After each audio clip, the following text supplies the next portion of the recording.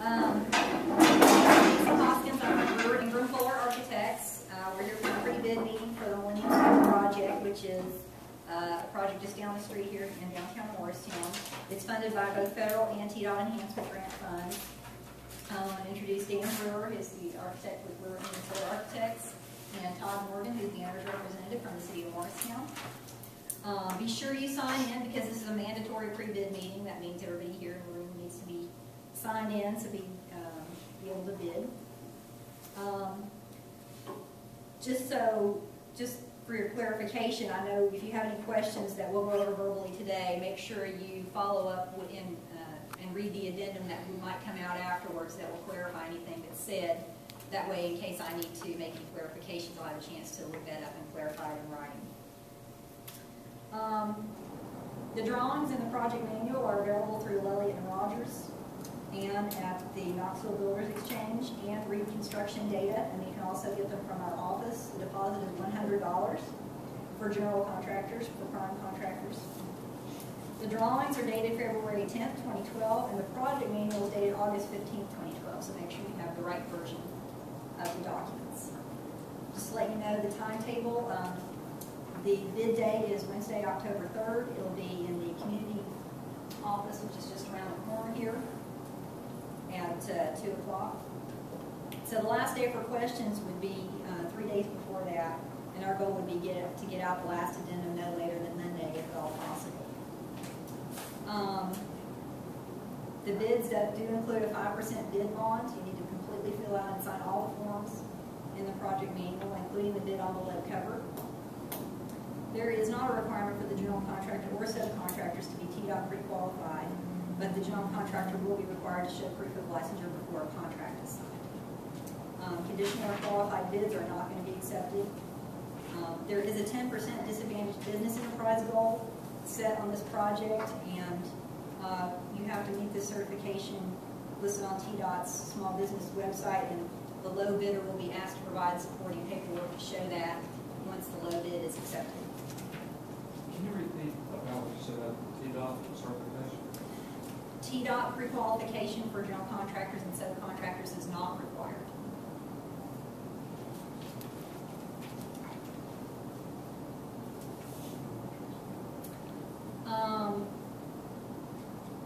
The project is located in downtown Morristown. Like I said, it consists of a one-story shell building with parking, an elevated parking deck, and a tall facade structure. The contract time has been set at 240 calendar days from the notice to proceed, with liquidated damages as required by TDOT at $470 per day. There is a performance bond required on the project, and there's also a 3-year roof bond. You can see the project manual for wage scales and other requirements, especially as related to TDOT. There are unit prices on the bid form that are required by TDOT under their sections, so make sure that your bid reflects those. And then there are other line items on the bid form which account for the remainder of the work under the CSI product categories. Does anybody have any questions about that? Does that make sense to everyone? It refers to Davis Bacon wages, and it says the most current publication date. You know, there's heavy rates, and there's highway rates, and there's building rates, but whichever table they're using, it's not published as part of the specification, so it's somewhat ambiguous as to which rates to use. Actually apply. If I recall correctly, I had asked that question to TDOT before, and that they clarified it was the building rates, but I'm going to ask that question of our TDOT representative again and get a clarification on that. So you basically need to know if it's the... What decision number it is and what the date is. I mean, I printed it off their website. I think I have it. Okay. So you need to know. Can you tell me exactly how to ask that question the right way? The Davis Bacon wage rates. And you need to know whether you use highway, building, or highest, or whichever. Well, there's 3: heavy, highway, or building. Okay. There's 3 classifications, and they are different. Okay. I'll make sure we get clarification. And when it refers to the most current publication date, what the date of that decision is. Okay. I think it was in June. Okay. It's the most recent one. Okay. I think they're doing quarterly. I'll ask that question, and we can issue a clarification by addendum on that. Okay. in accordance with federal regulations, the contractor is required to self-perform 30% of the contract price, excluding specialty items designated by the state.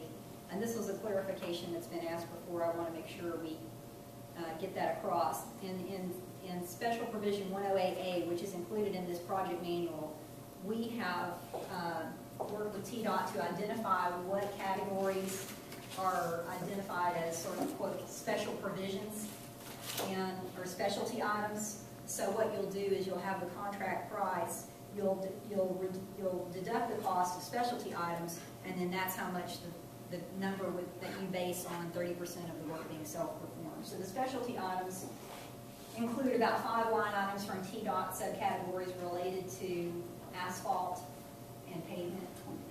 It also includes masonry, CSI Division 4, metals, CSI Division 5, thermal and moisture, CSI Division 7, plumbing, CSI Division 22, electrical and communications, which are CSI Divisions 26 and 27, and utilities, which are CSI Division 33. Again, these are in the project manual.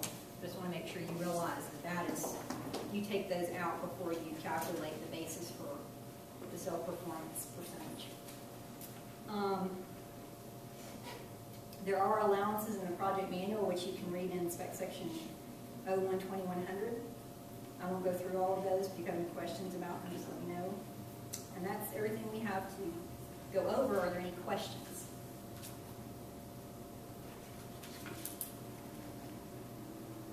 With respect to the unit prices, there's a unit price number 4, and there's 2 pieces to it. There's a 1 and a 2. It's a cut and a fill deal. I didn't see a unit price that corresponded to that quantity. The other quantities appear to have unit price mechanisms to adjust the quantity. Talking about on the bid form? Yeah, on the bid form, but the allowance number 4, which is 256 yards of cut, and it says included in the earthwork item, and then I assume it's 256 yards of crushed rock fill. Okay. It didn't say that quantity, but I assume you're filling the hole that you do. Right. And it also applies to a lump sum line item, the same lump sum earthwork line item. They don't ask for a unit price if you use more or less than the 256 for either one of 4 subparagraph 1, 4 subparagraph 2. Got it. So we need to clarify the unit of measure for those. And I think we'll be bidding on the unit price, and we'll have to clarify that that'll need to be provided in the bid. What tells you to include those line item quantities in that line item for earthwork, but there's just not a unit price. You need the unit price. I think we should include the unit price for adjustment. The other ones match up. Okay. Okay. Thank you. The earthwork section 312300 says no geotechnical report is available. Oh, that has been. That's not exactly. That's changed. That's in which section? 312300. Okay, thank you. We'll clarify that. Obviously, there is a geotech report that's been included in the manual now. Okay. In that same section, paragraph 3.7c, classification says refer to TDOT specifications. There's a lot of TDOT specifications. You would like I looked it up, and I think it's, when I found it, I think it meant that it was unclassified as subject. Okay. The reference that I found. And I like, if you could confirm what that means in terms of classification.